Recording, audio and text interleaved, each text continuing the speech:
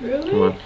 You know, post it All on right. YouTube. So where was I? I think that this is part three to where I was. I last I kind of last broke off um, where Chinese parents kind of assumed that if a child didn't do very well in school, it was because basically the child didn't try hard enough.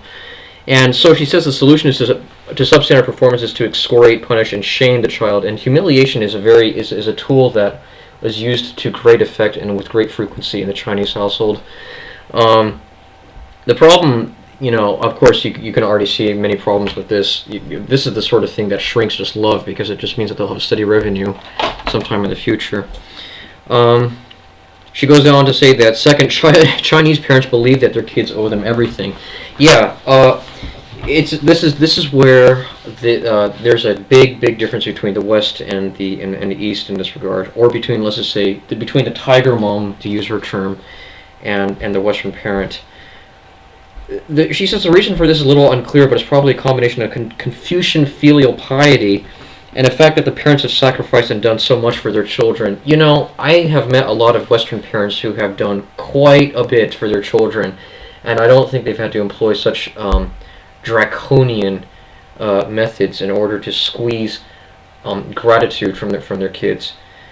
Chinese parents believe that their kids owe them everything, in the sense that in the Chinese household, just the bestowment of life effectively indebts the child, has made the child indebted to the parent, and there's effectively no way to so-called pay them back, no matter how bad your life may have been when you were growing up.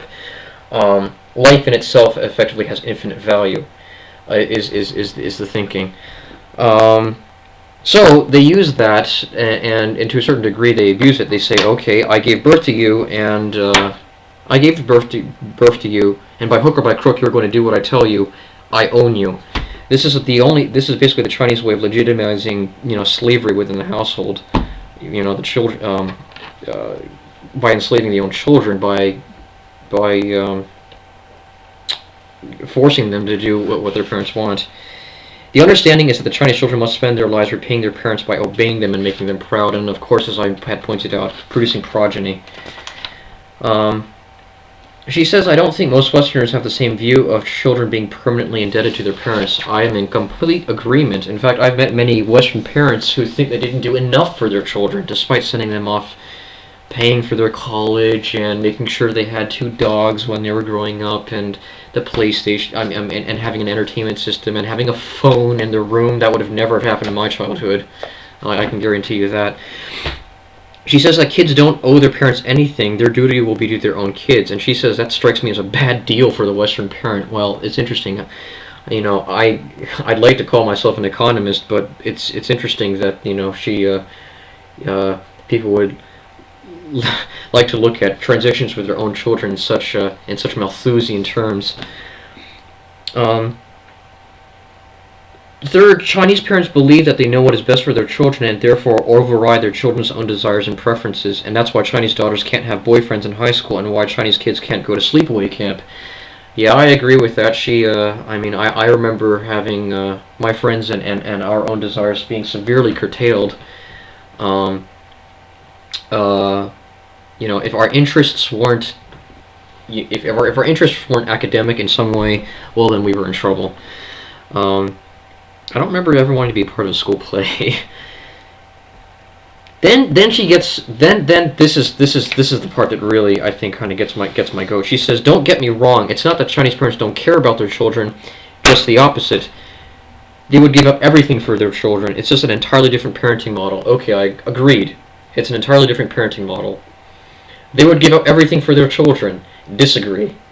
In fact, I think I know many Chinese parents who unfortunately are rather representative of what we're reading about in here, that they give their children very little resources. I mean, she says that if you she talks about the example of the mother who would go out and purchase dozens, if not hundreds, of practice tests in order to push that grade up. I know many Chinese parents who wouldn't spend a dime in trying to improve their children's grades. All they know how to do is yell and scream. I mean, That's that's not what I would call a healthy environment. And unfortunately, although many Chinese parents do care about their children, they don't know exactly how to go about showing that. Unfortunately, it's tacitly understood that showing tenderness and compassion and care in a Chinese household is actually an indicator of weakness. So what you end up with is a bunch of Vulcans. Um, then, of course, she goes on to talk about her story about Louisa when she was 7 playing instruments, and eventually after I don't know how many hours of screaming and yelling and tossing and libretto tearing, not libretto tearing, but tearing up the music. Eventually, miraculously, Lulu managed to play the piece perfectly. Well, I can tell you that not every circumstance and not every story has such a happy ending. Yeah, the denouement. The climax. Excuse me. The happy ending is she came to sleep in my bed and we snuggled and we hugged and we cracked each other up. You know, I, in some other households it ends up with suicide, or it ends up with some of the children coming out with their parents with a cleaver or something if things get really bad, or you end up with something like Virginia Tech. I mean, a terrible incident, but well, maybe that has. It leads to unhinged individuals.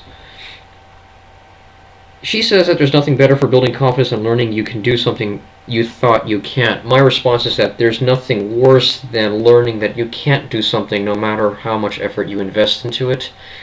I don't have a natural proclivity towards physics, I suppose. I'm okay with numbers, but then there's just no way that I'm going to be an extremely talented physicist. I originally, at one time in the past, I wanted to be an architect, and I wanted to be an architect, and I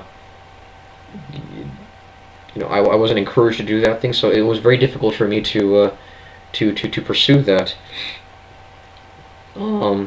She says here that some Westerners seem perfectly content to let their children turn out badly. She thinks it's a bit of a misunderstanding, but the fact that she put it down, even in context, I still, behind the lines, I think what she basically is she's the impetus behind those lines seems to me almost to read, most Westerners are content to let their children turn out badly, and I think that's a bit of a disservice and a misrepresentation. All decent parents want to do what's best for their children, but I have to tell you, having, being a merge of the East and the West, I'm more convinced, especially in middle upper class families, Western parents are much more personally involved in their children's lives in ways that are proactive and nurturing than Chinese mothers. Chinese mothers, their solution to everything is just 读书. Studying, excuse me. All your life's problems will be solved with studying. Studying leads to good jobs, leads to to money. What else could you possibly want? They don't think about development. And I suppose I shouldn't be too critical, because this is an offshoot, unfortunately, of poverty. Education has just been such a part of Chinese culture for such a long time that old habits die hard. You're not going to flip the expectations and wants of 1.3 billion people, or even 90% of those people who are Han Chinese. Education is next to godliness in most Asian cultures, and with Chinese, it's if you don't go to college, you're in trouble. I'll try and finish up the rest of my thoughts later on a future video.